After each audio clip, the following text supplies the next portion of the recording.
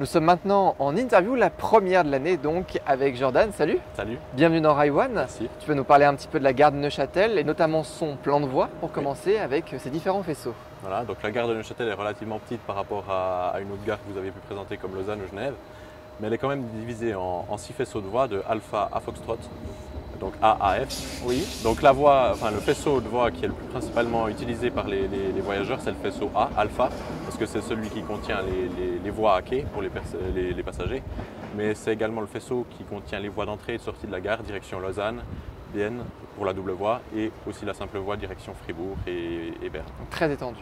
Voilà. Ensuite, niveau faisceau, on a le faisceau B, Bravo, qui se trouve juste derrière nous, Oui. qui est composé de 5 voies, qui sont principalement des voies de garage pour des navettes voyageurs, Ok. comme le week-end ou la nuit, principalement. Voilà.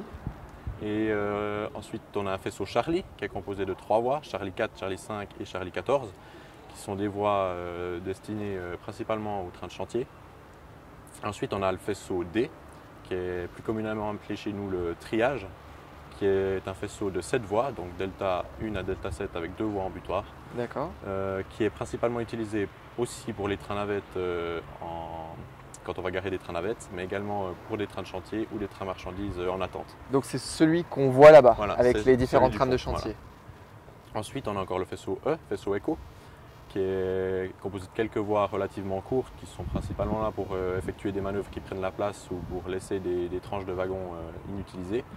Et pour finir, le faisceau F, Foxtrot, qui est tout à l'est de la gare, qui nous permet, qui est principalement utilisé par le CFF Infrastructure, qui s'occupe des travaux en gare, de l'entretien de la voie.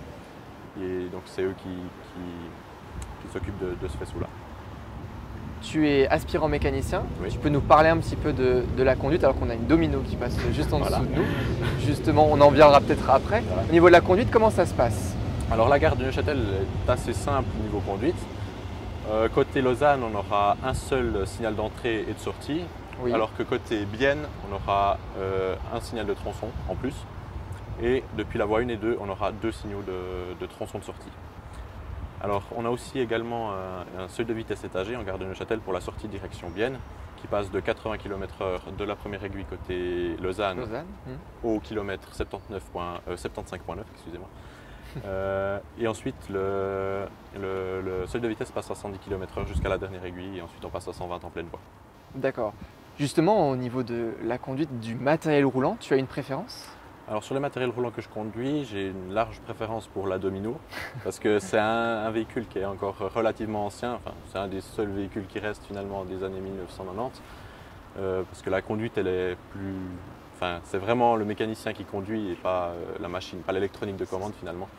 Donc on a vraiment le frein à air, le frein électrique à gérer nous-mêmes en fonction des conditions d'adhérence et autres, alors que si on prend l'exemple d'une Flirt, on aura plus l'électronique de commande qui va assister le mécanicien. Et là, c'est moins intéressant. Il y a moins de, ça pardonne plus qu'une Domino en cas de mauvaises conditions d'adhérence, par exemple. Super, merci beaucoup pour ta participation. Merci à toi. À bientôt. À bientôt. Et on va justement parler du matériel roulant.